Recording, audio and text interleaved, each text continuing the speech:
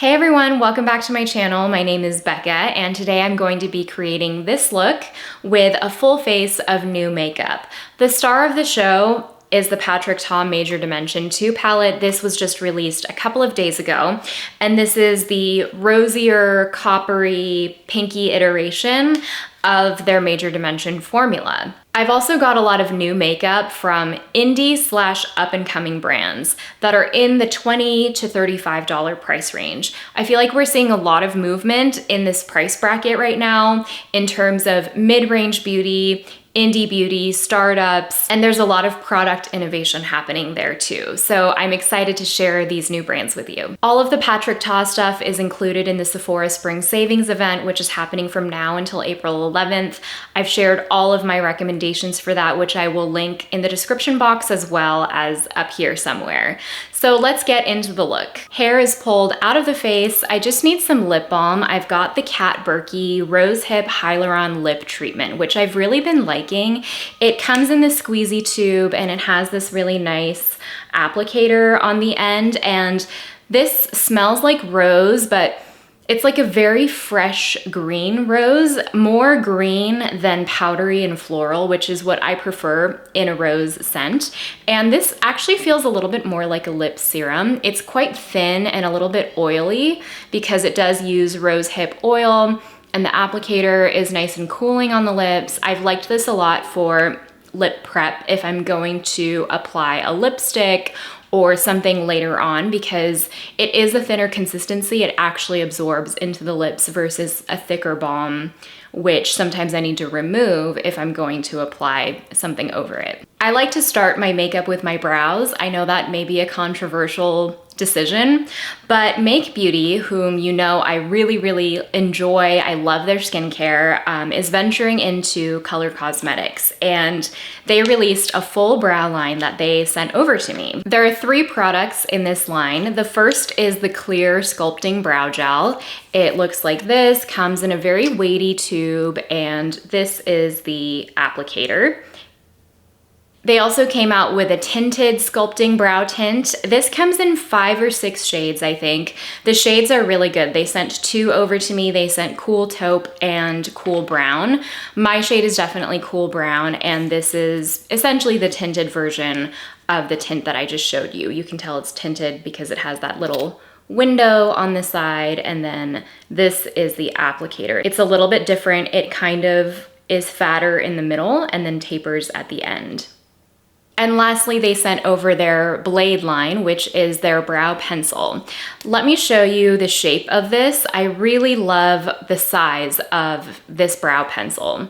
So it has this slightly oval quality to it, but it's very thin.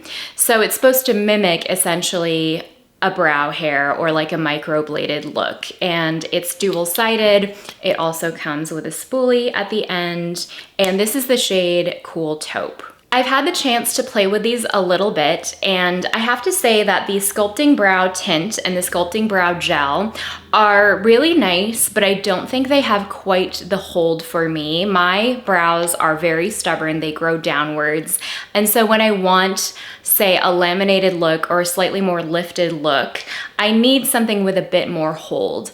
I think if you're blessed with naturally full brows, less stubborn brows than me, the Sculpting Brow Gel in Clear will be a really nice way to kind of groom them in place, but they're not going to change the direction of your brow hair growth. I've really enjoyed the Sculpting Brow Gel on like low makeup days when I'm not going for a full makeup look, but I just want a little bit of extra depth to my brows. That's when I go for this. Because I am going for a slightly more dramatic makeup look today, I'm going full face of new makeup. I'm going to demo the Blade line on top of a clear brow gel that I use to get the laminated look. Specifically, I'm going to use the Patrick Ta Lamination Brow Gel. The Make Beauty brow tints and the Sculpting Brow Gel don't claim to do the same thing as this brow gel. To me, this brow gel is genuinely like glue.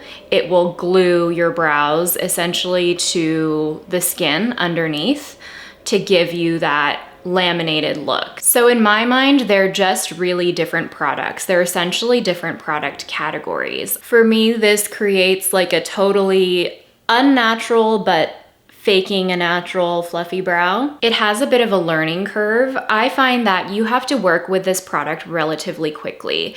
It's interesting because it's fluid right until it dries down, and then it dries down and it's like glue, truly like clear glue for your brows. So once you mess with it after the brow gel sets, it can get a little bit flaky, like the way glue does. If it dries clear and then you pick it up or you move something around, it turns white. That's when it can look a little bit dandruffy in your brows. So you have to get the timing right with this. The other thing is that the formula is so much like glue that it's a little bit stringy. Like when you pull it out of the tube, if you move it really quickly, you'll get strings like across your counter or across other makeup or something. It can just be a little bit messy, but the hold is so good that I've really been enjoying this. Now that that's all set, it's completely dry, I'm going to go in with the blade line and I'm just going to draw in brow-like hairs on top of the set clear brow gel. So I've really been liking this because it's very soft. It's like a soft, not overly tinted light brow pencil. And when you hold it on the edge against your skin, you really can get a hair-like stroke.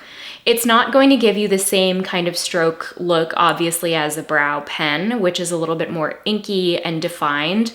This is a little bit softer, but still natural looking.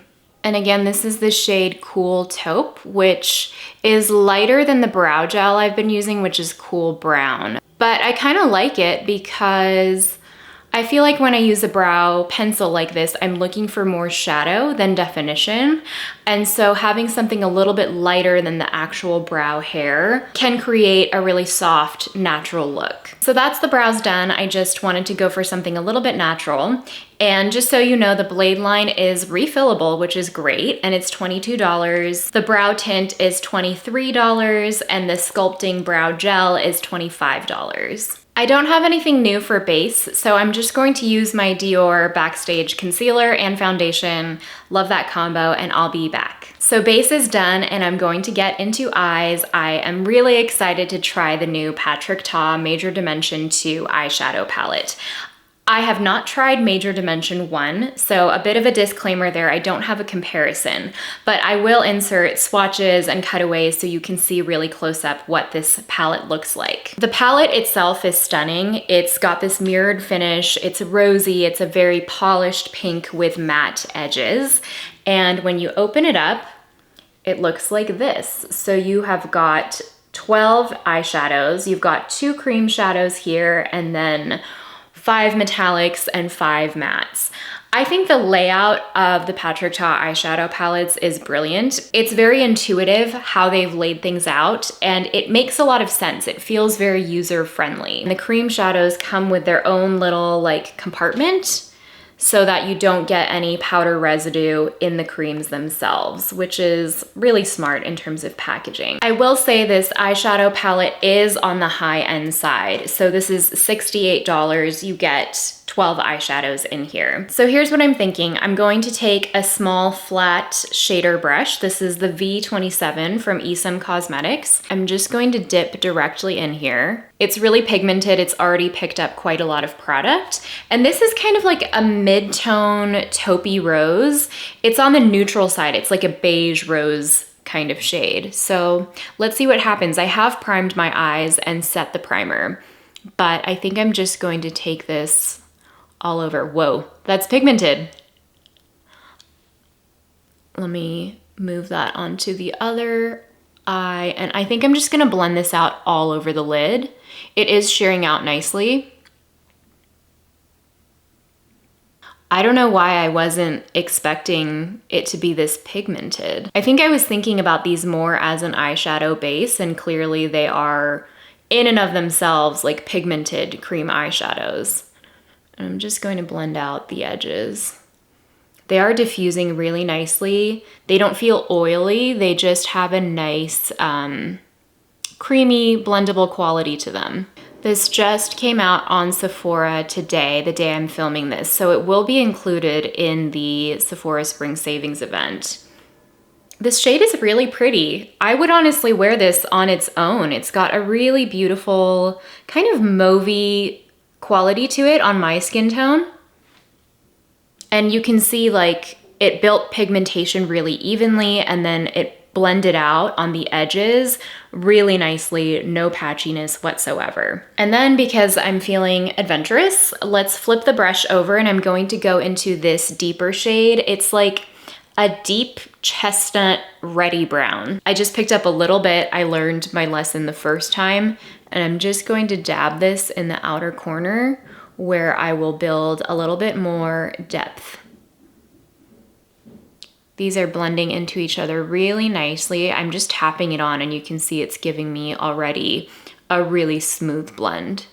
Ooh, so pretty. These tones are gorgeous. So I think I'm gonna go into a matte shade next. I'm gonna go into the second matte shade called Amour. It's kind of like a beigey peach, almost like a slightly clay tone in the pan. It is picking up a bit of powder in the pan, nothing major. So I'm just going to lightly sort of set that cream eyeshadow that I've laid down. Wow, this formula is so interesting. So one of the risks of layering powder on top of cream is that it can be patchy. It can cling onto certain spots over the cream and not blend out very well, but this is just giving me the most even, smooth pigmentation and like an almost airbrushed blend. I'm so surprised at the quality of this. This is a dry matte formula. I can already tell it doesn't have a lot of binding in it, but I think that's what's helping it blend over the cream really well because it's not competing with the creamy texture. I also think this shade is deeper on my skin than it looks in the pan. I'm gonna go into the lightest matte. This is a very light pinky peach shade, and I'm just going to diffuse the edges along my brow bone just to give that something to blend into. To build some depth, I'm going to go into this rusty red shade right here. And this is the Esom W36, which I really like because it lays down really sheer layers of product. It's kind of wispy. So you can see the overall quality is getting a little bit more rusty, a little bit more red. These are just blending into each other so nicely. Like you really can't tell where one shade ends and the other begins. Same brush into the deepest matte to build some depth in that outer corner. You can really tell that this palette was curated and designed by a makeup artist. Even though we've seen a lot of rosy palettes, there's a range of undertones and depths. You get that gold, you get peachy tones, you get coppery tones, you get plummy tones, and they all have different undertones. So I think you can create a really interesting variation of looks. Because this is a pinky palette, I'm just going to commit to the pink. I'm going to take this pink metallic all over the lid. So these metallics have a slight flakiness to them.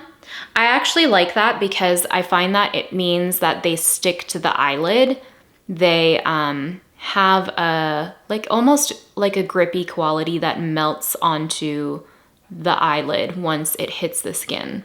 It's the kind of shade that doesn't have a lot of base color, but it has a lot of micro glitter, so it gives you that twinkly quality all over the lid. I'm also getting like no fallout from this palette, which is really interesting, considering that there are some flaky, slightly powdery textures in here. They're all sticking to the lid. Then I'm going into this shade, which I think has a slight, I don't know if it's gonna pick up on camera, it has a slight duochrome quality to it. It looks kind of gold in the pan, and then it has a bit of a pink shift. Ooh, wow. I'm gonna take that in the inner corner and blend it into that pinky metallic. You know what, let's just commit and bring it all the way into the brow bone right here. I'm going to take the Rephr 13 brush into the plummy metallic here, and I'm going to build that in the outer corner. So pretty. This shade has like a plummy, almost grapey quality to it. I'm gonna go for drama all the way up to the brow bone. I'm taking the Rephr 02 brush into the gold shade, and I'm just going to like smear that along my brow bone for some more drama. Why not? Do you see what I mean about how these have like a twinkly, wet looking quality to them, especially when they hit the light? I'm gonna keep the lash line relatively simple. I'm just going to take that peachy tone and run it along my lower lash line, bringing it pretty low into this second matte shade. Patrick Ta also sent over their 2 new shades of their liner, the Major Dimension Precision Gel Liner. So there's burgundy and there's copper gold. So the pencils look like this. They're retractable gel liners, and there are 2 shades. This is burgundy, and this is the shade copper gold, which is like a coppery metallic. They're both very creamy and very fine, like they're a skinny pencil. Because there's so much shimmer on the eye, I'm just going to take burgundy and I'm going to line my lash line for a bit of definition. I did a little bit of a wing with the burgundy liner. I don't know if I mentioned burgundy is matte and copper gold is a bit of a metallic, and these are $26. For mascara, I am trying out the Spectator Sport Mascara from Gen C. So I mentioned Gen C in a trying new makeup video a couple of videos ago. They're a newer brand in like the $20 to $30 price range. I really like their cream blushes, and this is their mascara, which I have yet to try. So this is $22, and it's described as a high-performance mascara that curls, thickens, and lengthens lashes. And it is water resistant. Here's what the packaging looks like, and it's a plastic, like a pink plastic, and it's got a natural bristle brush, pretty big, that's tapered at the end. My lashes are curled, but I always go in with my Peri Para mascara primer for a curl to give any mascara a real shot with my stubborn lashes.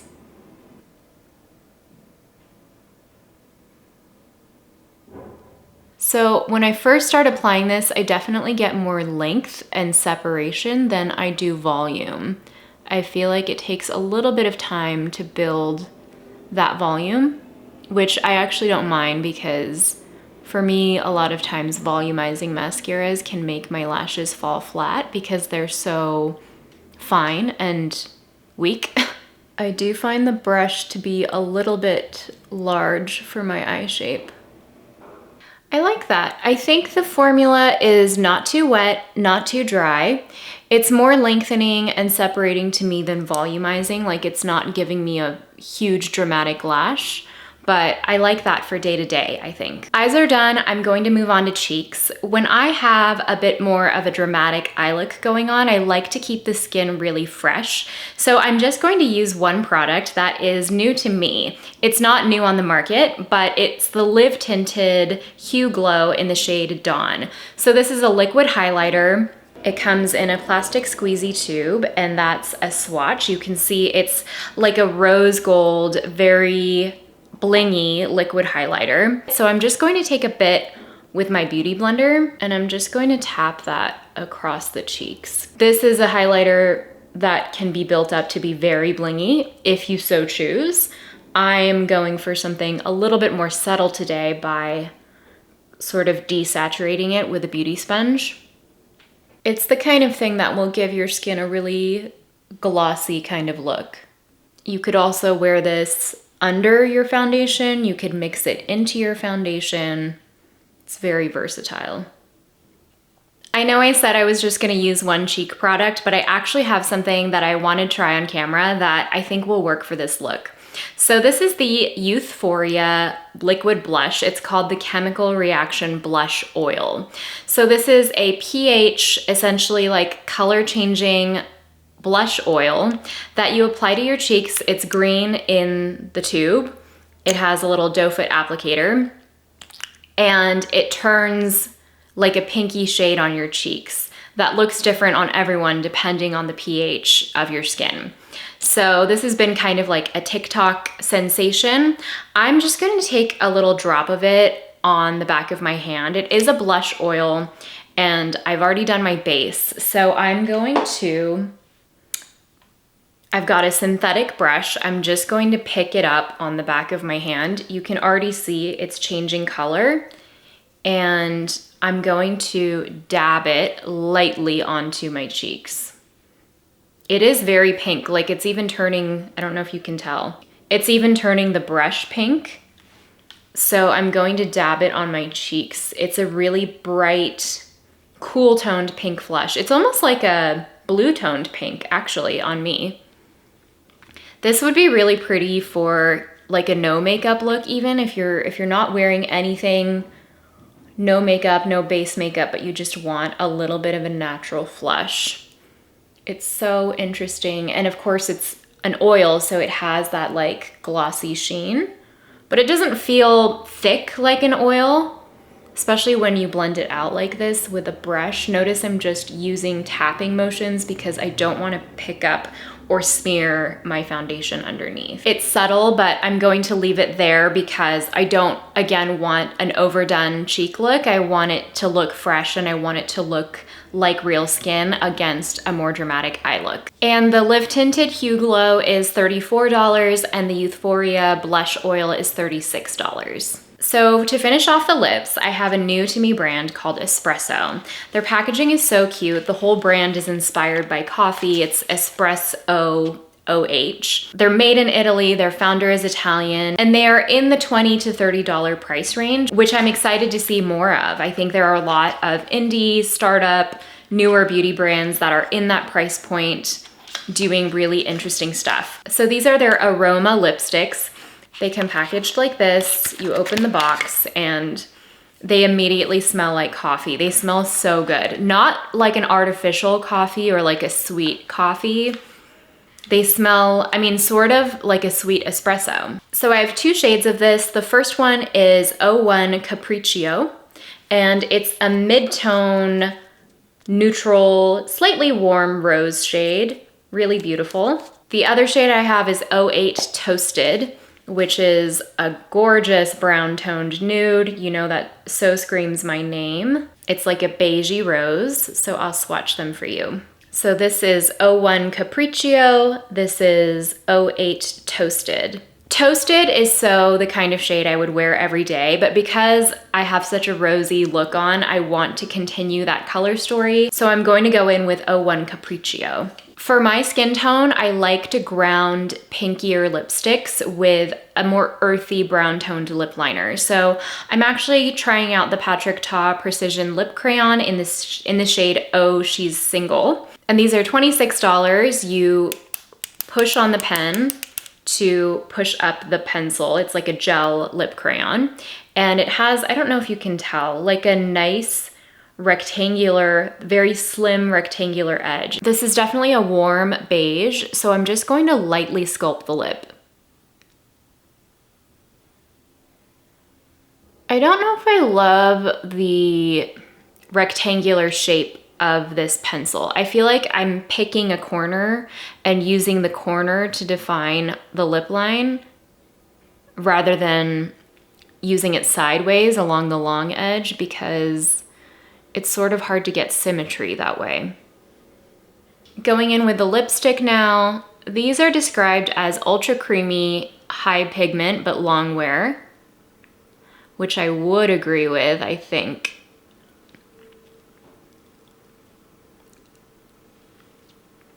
They're not matte by any means. They have a nice comfort to them, but they're also a nice thin formula. Just grabbing a tiny brush, this is the Esom V09, just to blend out and blend the two shades into each other. I'm not going for a really crisp line, but I want to get a nice blend without over applying the lipstick. So this is the finished look. I feel like these rosy tones are really calling me into a spring mood, and I feel excited to play with color in the coming months. To go over everything really quickly, I really liked the Make Beauty brow pencil. I don't know if it's revolutionary, but I do like that it's refillable, and I think refillable for a $22 price point is great. And I think their shade curation across the 6 shades is very good, from light to deep with all different undertones. The Patrick Ta Major Dimensions 2 eyeshadow really surprised me. It's my favorite thing I used today. I feel like I'm a bit of a cynic when it comes to eyeshadow palettes. I'm like, what haven't we done yet? Rosy tones done. You know, we've done big format eyeshadows. But there's something about the sophistication of the formulas. The blend of the cream to powder and the metallics is so seamless. And even though the textures are all very different, they play together beautifully. And I feel like they're very elevated. I didn't quite understand the $68 price point, I'll admit, when I first saw these eyeshadow palettes. But now, having played with the formulas, I can tell they're really high quality pigments, and the formulas are elevated. They're not your standard eyeshadow formula. I'm really excited to play more with the palette. I think you can create such a range of looks, from different undertones to everyday to something more dramatic. And I'm so intrigued by this formula that there's a part of me that's like, ooh, I want the Major Dimensions 1 now, because I didn't quite get it before, and now I get it. The eyeliner was great. The formula isn't revolutionary, but I really like the burgundy shade. And I think the cheek products are great for a really fresh look. The Live Tinted Hue Glow can be really, really blingy if you apply it that way, or you can sheer it out for a more natural look. I think the Euphoria blush oil is really fun. I mean, obviously there's a little bit of a gimmick to it, but I think it makes the skin look really nice. It gives you, if you like natural cheek looks, you will like this. So I think it's just a really fun product. As for the lips, the Patrick Ta lip pencil, I like the shade and the formula, but I didn't love the shape of the little nib. I wish it were either just a plain like circular nib or maybe an oval. I feel like the rectangle makes it a little bit difficult to navigate around the lip line. And then for the lipstick, I am really curious about Espresso. They've sent me a few more things that I've yet to try. I am curious to try. I think $21 is a really fair price point for this lipstick. And even though I'm not looking for long wear, high pigment every day, I think it's a really nice, thin, creamy formula that is still high pigment. And even though I'm not wearing opaque lipsticks on the day-to-day, for a creamy formula with such high pigment, it's very comfortable on the lips, and it's pretty weightless as well. So that's everything for today. I hope you enjoyed. A lot of these products are included in the Sephora Spring Savings event if you're curious to check them out and get a bit of a discount. That event ends April 11th, so you have a bit of time there. I'd love for you to subscribe, and I will see you in my next video. Bye!